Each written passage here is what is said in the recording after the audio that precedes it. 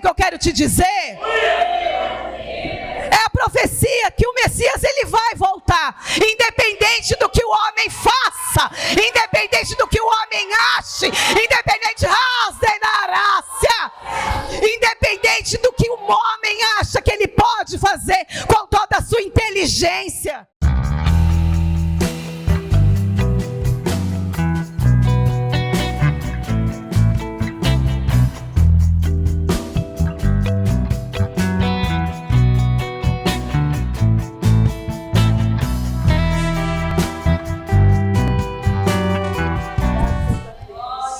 A paz do Senhor, igreja. Amém. Vou nem falar como eu tô. Eu tô que nem essa mesinha, ó. Tô assim, ó. Tô assim, vou até tomar um gole d'água. Glória a Deus. Vamos lá. Gostaria que vocês abrissem comigo no livro de Neemias. Aleluias. Aonde está sendo feita a nossa campanha.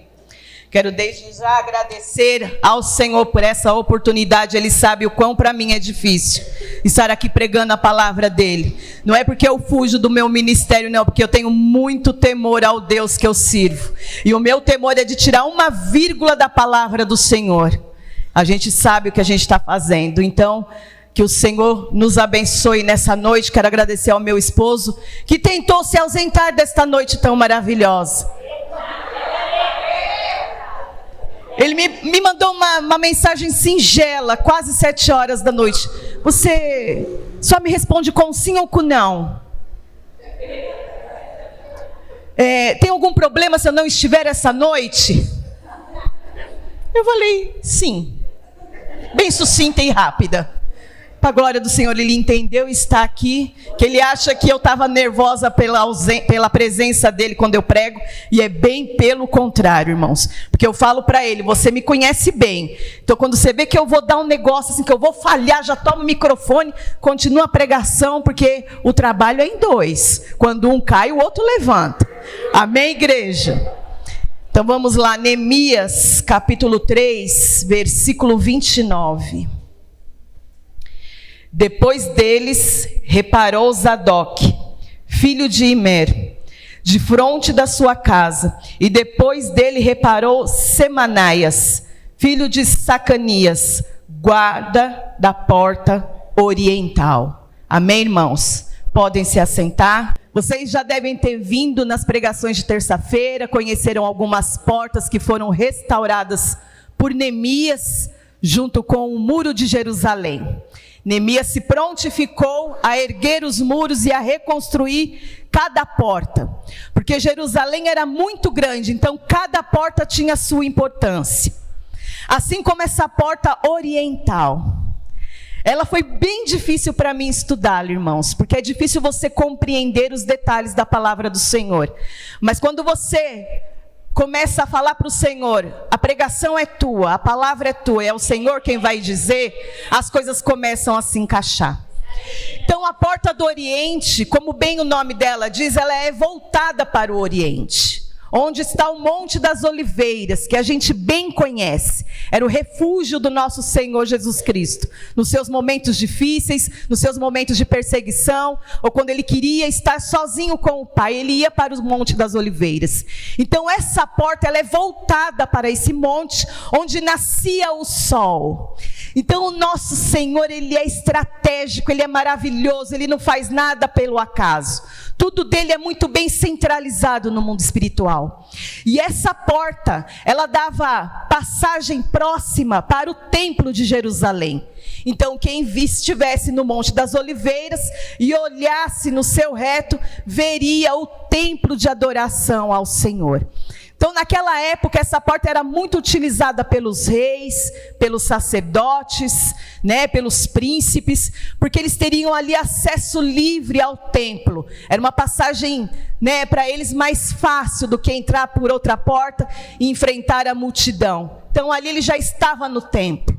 É uma passagem, é uma porta que eu posso dizer a você que tem muito do Espírito Santo do Senhor, porque é uma porta que tem consigo 2 profecias fundamentais. Aleluias. E foram elas que mexeu com o meu íntimo, irmãos. Eu quero que você me acompanhe lá no livro de Zacarias, onde vai se encontrar essas duas profecias. Lá em Zacarias, no capítulo 9, de versículo também 9, Zacarias fala dessa profecia. Alegra-te muito, ó filha de Sião, exulta, ó filho de Jerusalém, eis que o teu rei virá-te, justo, salvador, pobre, montado sobre um jumento, sobre um asninho, filho de jumenta. E destruirei os carros de Efraim, os cavalos de Jerusalém, e o arco de guerra será destruído. E ele anunciará paz às nações, e o seu domínio se estenderá de um mar a outro mar, desde o rio até a extremidade da terra. Aleluias. Aqui a primeira profecia, Zacarias fala da entrada triunfal do Senhor. O pastor, ele pregou um pouquinho no domingo para nós. E eu quero que você vá lá no livro de Mateus. Mateus capítulo 21. No versículo 1. Aleluias. Está escrito: e quando se aproximaram de Jerusalém, e chegaram a Betfagé, ao monte das oliveiras, enviou então Jesus 2 discípulos, dizendo-lhes: ide à aldeia que está de fronte a vós, e logo encontrareis uma jumenta presa e um jumentinho com ela. Desprende-a e traga-nos, e trazei-nos. E se alguém vos disser alguma coisa, direis que o Senhor há de mister, e logo o enviará. Ora, tudo isso aconteceu para que se cumprisse o que foi dito pelo profeta, que diz: dizei à filha de Sião, eis que o teu rei aí vem, manso e assentado sobre uma jumenta, e sobre um jumentinho, filho de um animal de carga. E assim foi o discípulo, e fez conforme o que o Senhor o ordenara. E aí a gente conhece bem essa passagem. O Senhor sai do Monte das Oliveiras, vem em cima do jumento, adentra a porta do Oriente. E como o pastor pregou aqui lindamente no domingo, ele chora quando ora para Jerusalém, porque ele sabe o que vai acontecer com a cidade amada do Senhor. E ele continua adentrando, e ele vai parar dentro do templo, e é aí que o negócio pega. O templo do Senhor, aonde os sacerdotes tinham que estar ali pregando às pessoas sobre o arrependimento. Aonde os sacerdotes tinham que estar pregando às pessoas o arrependimento. Ali virou uma porta de cambistas, de vendas. Para você poder me entender, naquela época a colheita foi farta, tudo aconteceu lindamente, a promessa foi cumprida, o povo ia lá e levava a sua oferta ao Senhor para ser sacrificada. Só que ele levava a oferta a qual ele separou para o Senhor, a sua primícia, a sua primeira oferta, aquilo que ele tem de mais abençoado entre a colheita, ou entre os bois, ou entre aquilo que o Senhor tinha colocado sobre a vida dele. Só que chegava no templo, os sacerdotes olhavam para aquela oferta e falavam: essa oferta não serve ao Senhor, mas vem aqui comigo. Eu tenho aqui na minha banca a oferta a qual o Senhor vai se agradar. Então aquela pessoa, muitas vezes sem posse alguma, irmão, muitas vezes deixavam de ofertar o seu sacrifício no templo do Senhor, porque ele não tinha condições de pegar aquela oferta do sacerdote. Olha a parafernália que estava Jerusalém. Como que a pessoa ia entrar no templo do Senhor sem uma oferta para ser queimada no altar, porque a dela foi negligenciada pelo sacerdote? Isso me chamou muito a atenção. Mais ainda do nosso Senhor e Salvador Jesus, porque Ele não deixou nada sobre nada. Ele simplesmente, reis da raça, simplesmente mostrou ao sacerdote que quem era o dono daquele templo não era o homem, era o Senhor. Quem tinha que receber a oferta dada pelo Senhor. E ali Jesus destrói tudo. E Ele mostra para aquele povo que está tudo errado. Aquele que deveria santificar o templo, cuidar do templo, agora é um arrecadador para o seu próprio bem. Porque não pense você que os sacerdotes vendiam aqueles sacrifícios e colocavam esse dinheiro no templo e investiam no templo do Senhor, ou investiam naqueles que precisavam. Eles investiam em si mesmo. E essa palavra foi tão forte, porque eu fiquei questionando ao Senhor, por que eu peguei essa porta dourada? Pouco eu entendia sobre ela. Irmãos, e hoje, que eu já tinha estudado, está aqui para quem quiser ver, outros caminhos para pregar essa palavra, mas hoje, era como se o Senhor falasse assim: você vai levantar um templo para o Senhor, não vai? Aleluia.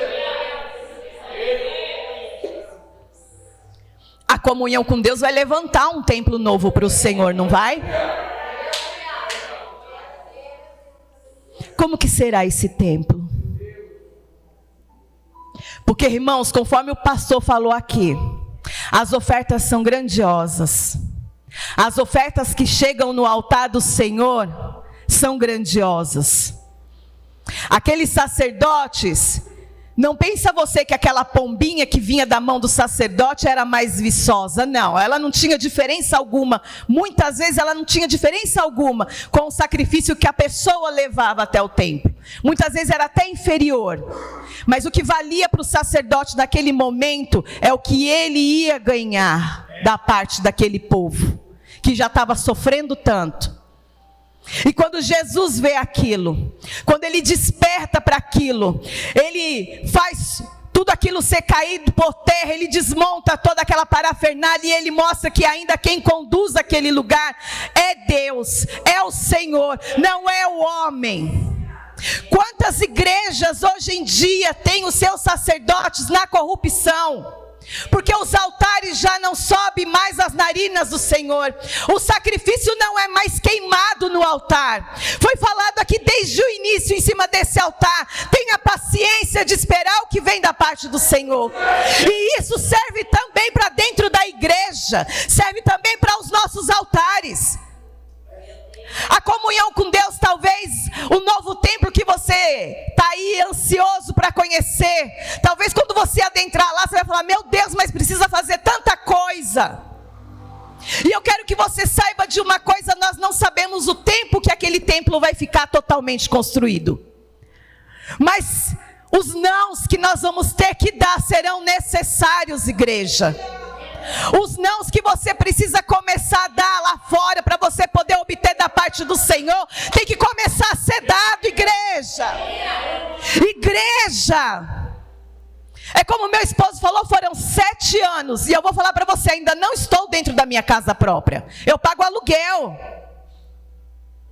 Então os nãos, eles são necessários, porque como ele mesmo deixou bem claro aqui, irmão, era para a gente ter uma casa boa, própria.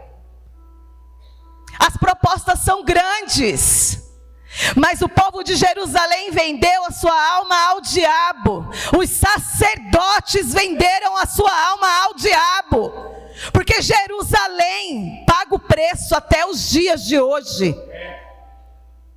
E assim está sendo muitas vezes dentro das nossas igrejas. E eu comecei a ficar assustada com tudo aquilo que o Senhor estava me mostrando, porque tem coisas que Ele mostrou para mim, irmãos, me fizeram chorar hoje dentro da minha casa. E quando a gente fala aqui que verdadeiramente para a gente pregar a palavra do Senhor, a gente tem que viver ela primeiro, é estreito. Porque se você quer se manter um sacerdote na postura e na posição do Senhor, você paga um preço, e é um preço muito do alto, irmão. É a condição de você ver muitas vezes uma igreja vazia, porque ela não reluz aos olhos de quem entra nela, porque a palavra do Senhor, ela já não é mais pregada como antes. Aleluias. Hoje em dia a palavra que soa bem aos altares em muitas igrejas é a prosperidade. Uma coisa que o Senhor já nos garantiu, que viveríamos o melhor dessa terra, que não precisaríamos ser corrompidos para ter o melhor do Senhor sobre as nossas vidas. Então foi cumprida a primeira profecia que saiu da vida de Zacarias a respeito dessa porta. O Messias entrou pela porta do Oriente, porque como eu falei aqui de início, era uma porta usada muito por reis, sacerdotes, e eis que o Rei dos Reis adentra por Jerusalém, pela porta dourada, montado num jumento, irmão. Eu vou comparar aqui, o pastor não vai gostar muito não, mas eu vou comparar o jumento como... Também Bruno não vai gostar muito não, porque eu sei que é uma coisa cara de coração. Mas é como se você comparasse, na época, um jumento com um fusca, vamos dizer assim. Não é? Muita gente desdém e fala, fusca? Eu não. Oh, eu sou filho do Senhor, eu quero aquela nave. Mas o Senhor, Ele fez questão de entrar num animal que era usado como um animal de carga. Ele fez questão de adentrar em cima de um jumento, com as suas vestes simples, pobre e humilde como ele era, para mostrar que o Rei dos Reis viria com a humildade, e não em cima de um cavalo de guerra, meu irmão. Ele não viria dentro de uma carruagem de fogo, ou num cavalo branco de príncipe, como muitos cavalgavam naquele tempo. Ele entrou com a humildade, a mostrar para os sacerdotes que o Senhor trabalha no pequeno, é no humilde, é naquele que não sabe falar, é aquele que aos teus olhos muitas vezes não sabe nem se vestir. Mas quando o Senhor toma a vida dele para falar, irmão, o céu se rasga, o Espírito Santo desce, a promessa é feita e ela é cumprida. Aleluias, aleluias. E aí vem a segunda profecia, também no livro de Zacarias, homem usadíssimo por Deus, lá no capítulo 14. E eu quero que você me acompanhe, porque esta profecia, ela ainda não foi cumprida. Aleluias. Zacarias capítulo 14, versículo 4. E naquele dia estarão seus pés sobre o monte das oliveiras, que está de fronte de Jerusalém para o oriente. E o monte das oliveiras será fendido pelo meio, ele vai se abrir, irmão, para o oriente e para o ocidente, e haverá um vale muito grande. A metade do monte se apartará para o norte, e a outra metade dele para o sul. Aleluias. Deixa eu te falar uma coisa, lendo e estudando essa palavra, eu descobri que depois de muito tempo, muitos anos se passaram depois de Neemias, e Jerusalém ela foi tomada, né, pelos muçulmanos. E um sultão, que eu não fiz nem questão de gravar o nome dele, que é muito difícil e ele também não faz diferença na minha vida. Ele decretou que aquela porta do Oriente, porque esse cara, ele é muito conhecedor da palavra, da Torá, e ele sabe muito bem a profecia que veio sobre a visão de Ezequiel. Então esse homem mandou batumar, fechar a porta do Oriente, mandou anular, fechar ela com cimento. Hoje quem olha para o muro que volta, que seria a porta do Oriente, só vê o muro, a porta não está lá. Ele mandou fechar, porque ele achava que ele fechando essa porta, a profecia não seria cumprida, irmão. Ora, por onde que ia entrar o Messias? E aí, passando o tempo, ele achou que era pouco aquilo, que aquilo não ia impedir talvez o Messias de entrar. Então vamos fazer um cemitério, porque segundo os mandamentos lá em Números, um judeu sacerdote, ele não poderia pôr a mão no morto, porque ele ia ficar impuro. Então esse sultão achou que fazendo um cemitério na frente da porta do Oriente, tampando a porta do Oriente da vista do homem, que o Messias não iria cumprir, ele não viria na segunda tomada dele a Jerusalém. Ele achou que o Messias, como ele não vai conseguir fazer isso, Vamos seguir. Ele não vai ter por onde entrar. Mas Zacarias falou na sua palavra que a terra ia abrir uma fenda. Aleluia! Ia abrir um espaço tão grande que ia um lado para o norte, outro lado para o sul, irmão. Você está entendendo o que eu quero te dizer? É a profecia que o Messias ele vai voltar, independente do que o homem faça, independente do que o homem ache, independente do que o homem acha que ele pode fazer com toda a sua inteligência. A profecia ela vai ser cumprida, a fenda vai se abrir, o Messias vai sair do Monte das Oliveiras, ele vai caminhar, ele vai atravessar a porta do Oriente e ele vai tomar Jerusalém para ele, porque Jerusalém é a terra do coração do nosso Senhor. O Senhor prometeu que faria. E eu aí fiquei pensando, eu falei, Senhor, mas se esse cara era tão inteligente, será que ele não parou para pensar nisso? Porque vem comigo, irmão. Lá em Ezequiel, está dizendo que a porta, depois que o Senhor Jesus entrou, que se apresentou em cima do jumento, ele saiu, ele foi crucificado, ele ressuscitou. A porta se fechou. Ele lacrou. E Ezequiel está dizendo que a porta não se abrirá a ninguém enquanto o Messias não voltar. Então o que esse sultão fez? Ajudou a cumprir a profecia, irmão. Muitas vezes o inimigo vai se colocar diante de você, porque ele sabe da promessa que o Senhor tem sobre a sua vida, mas ele vai se levantar, e mal sabe ele que ele vai se levantar para te dar a oportunidade de você ser fortalecido, para quando você receber a tua promessa, irmão, para quando você receber a tua promessa, você fazer jus e proclamar o evangelho da graça do Senhor, e você mais uma vez falar do que o Senhor é capaz de fazer na vida daquele que se abre a Ele. Esse sultão, ele só ajudou a profecia a acontecer, porque de fato, irmão, tanta guerra que você vê acontecer lá, seria tão mais fácil se eles deixassem a porta ali e viesse alguém, não é, missionária Eliane, estourasse a porta, porque aí a profecia não seria cumprida. Porque se alguém tivesse aberto essa porta, ou tivesse arruinado ela de alguma maneira, a promessa feita lá em Ezequiel, ela não seria cumprida. Porque ele diz que essa porta jamais se abriria para qualquer homem, só se abriria para o Messias. E o sultão fazendo tudo isso, quem é que vai chegar perto dessa porta? Eles nem lembravam direito mais, eles nem se lembram talvez mais da porta do Oriente. Talvez a preocupação deles hoje é o que a gente tem visto lá. É guerras e mais guerras, quem é o melhor, quem é o maior, é o que está acontecendo dentro das nossas igrejas. Quem é que enche mais a igreja, quem é que chama mais em dia de festividade. Vou chamar fulano de tal para pregar, vou chamar ciclano de tal para cantar. Vamos ver quem é que tem poder de encher a igreja, e a palavra não está sendo pregada, a palavra não está te trazendo confronto. Ela não está vindo aí, ó, porque a gente é tão preocupado com os nossos problemas. Mas o Senhor diz na palavra que faça aquilo que Ele está lhe mandando.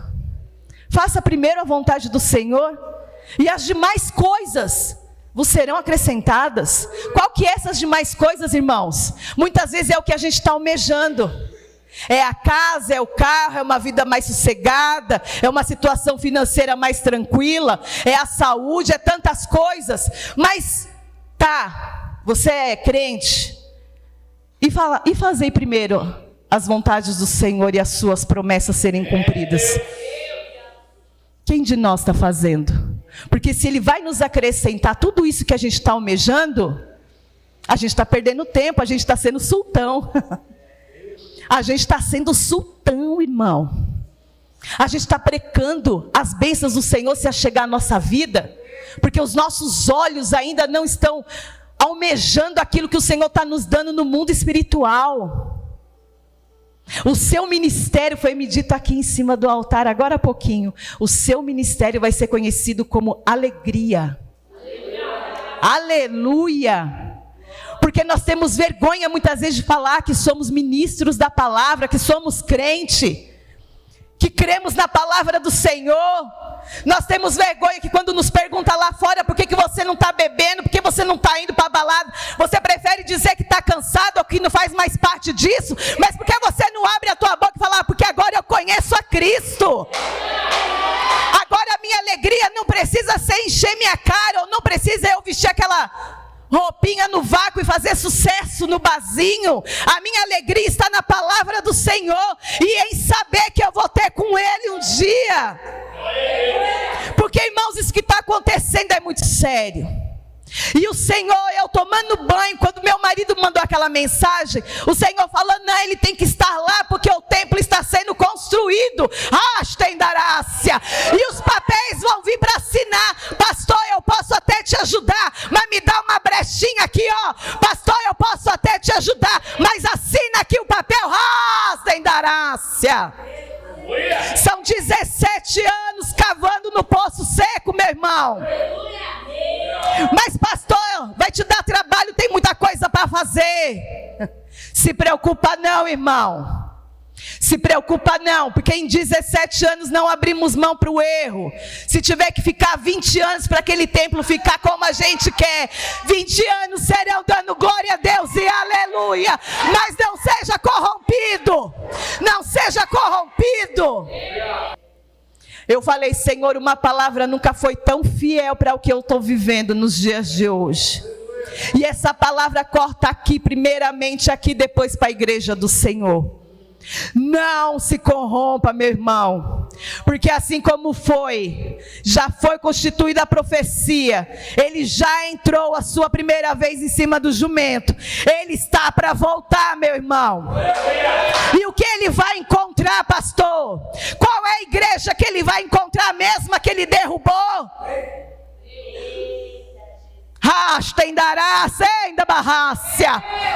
Qual é a igreja que Jesus vai encontrar na sua volta? Porque essa volta aqui, irmão, essa é a determinante.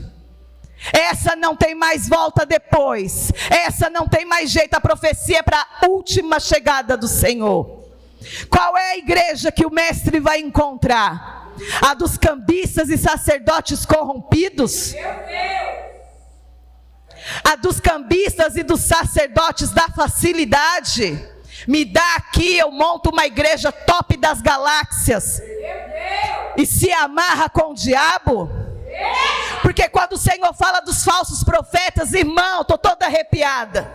Quando Ele fala dos falsos profetas terão espaço dentro da igreja do Senhor, é porque Ele é tão falso que Ele se confunde com o verdadeiro. Ele se confunde com o verdadeiro.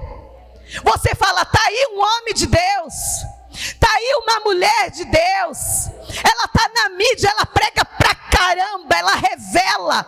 Quando ele vai pregar naquela igreja, nossa, o inimigo, hein, cai tudo por terra, todo mundo vomita, todo mundo olha, uma coisa de louco. Ai, irmão, vou te falar uma coisa. Os falsos profetas são a imitação dos verdadeiros. Então não espera ver marquinha para falar assim, esse é falso, eu conheço. Não conhece. E ele está em cima dos altares pela permissão do Senhor. Porque aquele que está na fiação com Jeová, aquele que está se alimentando da palavra, aquele que ainda anda nos mandamentos do Senhor, aquele que ainda fala não para o homem e para o dinheiro, aquele não vai ser corrompido, irmão. Aquele vai conhecer o falso profeta. Mas aqueles que dormem no barulho, meu irmão, me perdoa. Aquele que está dormindo no barulho, aquele que vai para a igreja e o que ele ouve na pregação para ele tanto fez como faz. Aquele que assenta na cadeira por 2 horas, ouve o culto e consegue pisar do lado de fora e pensar do mesmo jeito e fazer as mesmas coisas erradas. Aquele que está, irmão, o negócio vai ser feio. A igreja de Cristo, ela vai ser arrebatada, mas os que ficarem, aleluia, irmão, imagina você está com a sua família dentro da sala assistindo televisão. Porque o Senhor fala na palavra dele: quando tiver 2 no campo, um subirá. Quando tiver 2 na moinha, um subirá. Imagina você estar com a sua família, um subirá e você ficar. Você achar que vai ser um absurdo você sair procurando?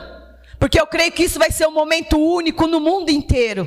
Você imagina todo mundo vendo acontecer, que a igreja do Senhor está sendo arrebatada, e aqueles que ficarem, não é a minha pregação. A minha pregação hoje é para aqueles que estão ainda na casa do Senhor, matando a carne cada minuto do seu dia, porque a nossa carne ela tem que ser morta cada minuto do nosso dia. Não é a cada dia, é cada minuto, porque por 1 segundo o seu pensamento desvia, por 1 segundo você já está julgando, por 1 segundo você acha que você tem o direito de falar mal, por 1 segundo você tem a oportunidade de olhar no teu celular o que não é para você olhar, por 1 segundo você está no quarto, mexendo no teu corpo numa hora que não é para fazer, por 1 segundo você vai provar aquele pouquinho de droga, é por 1 segundo, irmão. A minha pregação dessa noite é para quem está por 1 segundo a deixar de pensar no erro e começar a perguntar ao Senhor em oração, em jejum: o que é que eu preciso fazer, meu Senhor? Porque os nossos erros, eles estão tão corriqueiros, irmãos, que eles fazem parte do nosso dia a dia. Tem coisa que a gente faz que não agrada o Senhor, mas para a gente já é tão normal. É como a dona de casa quando está nervosa porque o feijão queimou, porque o filho desobedeceu, e ao invés da gente abençoar, Senhor, a gente fala um palavrão. A gente amaldiçoa o filho porque ele fez uma malcriação. A gente chama ele de peste, de praga, de tantas coisas. Que a gente venha despertar, irmãos. Que a gente venha a pegar o livro sagrado e começar a engolir ele e acreditar que tudo isso que está aqui aconteceu. E o que for profecia para um futuro da volta vai acontecer. A tecnologia estando do jeito que ela está, maravilhosa.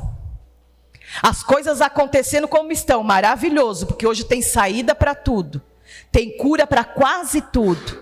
Hoje o homem ele está com tudo nas mãos. E é aí que a gente tem que abrir o olho. Jesus está voltando. Porque isso tudo que está aí para nós, que está na nossa facilidade, é o que vai levar muitos de nós para um buraco onde o Senhor não vai nos buscar. Porque isso tudo aconteceu lá 2000 anos, ó. E a gente ainda está aqui. E todas as vezes que é pregado no altar do Senhor sobre arrependimento, sobre queimar carne, sobre abrir mão daquilo que nos traz prazer, que muitas vezes está no pecado, muitos torcem o nariz, saem de dentro da igreja e não voltam mais. Vão para aquelas outras que conseguem encher o seu ego em 2 horas, onde você sai dali pisando em nuvens, porque é o tal de você pode, você consegue, você faz, porque Jesus, ele perdoa, porque Jesus, ele está ali, se você pedir perdão, ele vai te perdoar, mas aí no dia seguinte você faz a mesma coisa, pede de novo perdão e vai pedindo perdão. Mentira do diabo! É mentira! Se falaram para você que o que você está cometendo, o seu pecado, a sua escolha que está errada, vai dar bom lá no final, eu vou falar para você, se for para continuar nos caminhos do Senhor, não vai dar não, vai dar ruim. Esse negócio que você precisa ser feliz aqui na terra, aquilo que te traz felicidade é pelo que você vai lutar. Se não tiver de acordo com as escrituras, deixa eu te falar, não vai dar bom não. Não vai dar bom não, irmão. Assim como os falsos profetas estão pregando em cima dos altares coisas que não tem nada a ver com o evangelho, coisas que não confrontam mais o povo, coisas que não te faz ir para casa pensativo no que você está fazendo, me perdoa, mas isso não está legal não, irmão. irmão. Mas a igreja deles está cheia, pastora. Problema deles. Problema deles. Aqui, nós não somos melhores do que ninguém, irmão. Certamente que não somos. Somos homens e mulheres, ministros, obreiros, pecadores, irmãos. Só que a gente procura todos os dias nos santificar, orando, lendo a palavra, irmão. Muitos crentes sentam no banco da igreja esperando só ouvir do altar. Mas se você estiver ouvindo o falso profeta, como que você vai saber se você não conhece as escrituras? Tem que ler a palavra, irmão. É chato, é cansativo, dá sono. Persista, porque o reino do céu, ele não vai vir de mão beijada. Pensa aí na vitória que veio da parte do Senhor para a tua vida. Ela caiu do céu, ela veio de mão beijada. De repente você acordou, eis que vem um telefonema e diz que você está tudo bem agora? Não. Essas coisas que o Senhor te deu até os dias de hoje, essas promessas que Ele já cumpriu, os milagres que Ele já fez dentro da tua casa, certamente te deu trabalho. Certamente você chorou, você pensou em desistir, você até perdeu alguém, ou perdeu alguma coisa. Certamente te fez sofrer, mas a bênção está contigo até os dias de hoje. E é isso que Jesus vem para nos mostrar. Porque Jerusalém já era uma cidade abençoada e linda. O Senhor habitava naquele lugar. Mas a mistura, sabe? As idolatrias, o nada a ver, o eu vou converter, tem darácia, eu vou fazer mudar, eu vou fazer ficar diferente. Não está nas tuas mãos, está nas mãos do Senhor. E Jerusalém foi corrompida, só que ela é a cidade do coração de Deus. E a profecia já foi colocada no livro sagrado. O Senhor voltará, a igreja será arrebatada, Ele adentrará Jerusalém, Ele vai fazer a noiva dele aparecer, Ele vai limpar Jerusalém. Mas aqueles que ficarem e não insistirem em se santificar, vão morrer de uma forma tão súbita que não vão nem saber como foi, irmão. Leia lá Apocalipse, o negócio é punk, é forte. Então que nós venhamos a reconstruir. Neemias reconstruiu Jerusalém. Neemias, ele reconstruiu muros, portas. Neemias depois foi atrás das famílias dos sacerdotes, dos levitas, foi ver quem ainda sobrava no meio de toda aquela bagunça. Neemias trouxe todo mundo que ainda persistiu na santificação das suas vidas. Naqueles que não se corromperam, Neemias trouxe todos para Jerusalém. E o Senhor deu a oportunidade deles reconstruir. Na minha vida e na tua não é diferente. A partir do momento que você falar para o Senhor, eu quero, então, Senhor, vai ser difícil, porque olha, vai ser fácil não. Esse negócio de crente não vai ser fácil para mim. Mas a questão aqui não é se você vai ser chamado de crente ou de evangélico ou de qualquer coisa. O que está importando aqui para o Senhor é a tua salvação, irmão. É a tua salvação. Então nessa noite tome essa palavra como que ainda dá tempo de você reconstruir. Ainda dá tempo de você reconstruir-se perante o Senhor. Ainda dá tempo de você largar o que você está fazendo, que não agrada ao Senhor, que está sendo uma muralha para você se achegar ao Senhor. Ainda dá tempo de você abrir mão. Ainda dá tempo de você começar tudo de novo, mas dessa vez na presença do Senhor. Vai ser difícil, você vai ter recaídas. Vão te apresentar lentilhas, vão te apresentar facilidades, mas permaneça no Senhor. Essa casa de oração só vai fazer 17 anos porque a gente persistiu em continuar no querer do Senhor. Mas pastora, se você tivesse aceitado a ajuda, nossa, já teria trocentos mil templos. Eu falo que eu tenho medo de crescimento, quem me conhece sabe. Porque só de falar desse templo, o neguinho já quer pôr uma cadeira diferente para o povo pastoral, já quer fazer um negocinho diferente, e eu fico aqui, Senhor, pelo amor de Deus, mestre, não deixe o meu coração ser corrompido. Não deixe o altar do Senhor ser corrompido. Porque é fácil, irmão. É a coisa mais fácil do mundo você ser corrompido pelo que te oferecem lá fora. É uma ajudazinha aqui, é um piquezinho ali, e aí você vai ver, e aí vão começar a te cobrar, mas eu ajudei, mas eu fiz, mas eu consegui, mas eu.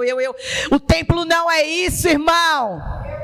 Jesus entrou naquele barraco todo e falou: a minha casa ainda é casa de oração. O templo vai crescer, mas vai ser para ser um templo de oração. O templo vai crescer, mas é para receber as ovelhas do Senhor. O templo vai crescer, mas é para receber aqueles que o Senhor vai enviar. O altar não pode ser corrompido. E a igreja precisa que você esteja no mesmo foco, na mesma fiação.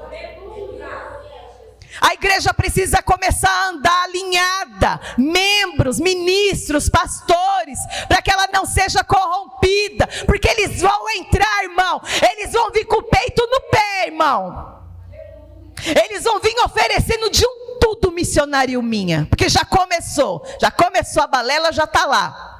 Mas eu prefiro ficar mais 20 anos cavando um poço, tirando a sujeira, do que ter 50 templos montados e corrompidos, onde nenhum vai subir. Onde Cristo vai olhar naquele grande dia e vai falar assim: não. Irmão, eu não quero nada com a terra. A gente não vai ter que querer nada com a terra se a gente almejar o céu. Aleluia! Almeje o céu, irmão. Por mais difícil que seja, faça primeiro o reino de Deus acontecer na tua vida, e Ele vai te acrescentar todas essas bênçãos que você almeja. Mas faça primeiramente a vontade do Senhor. Sem a obediência, irmão, nós não vamos chegar a lugar nenhum.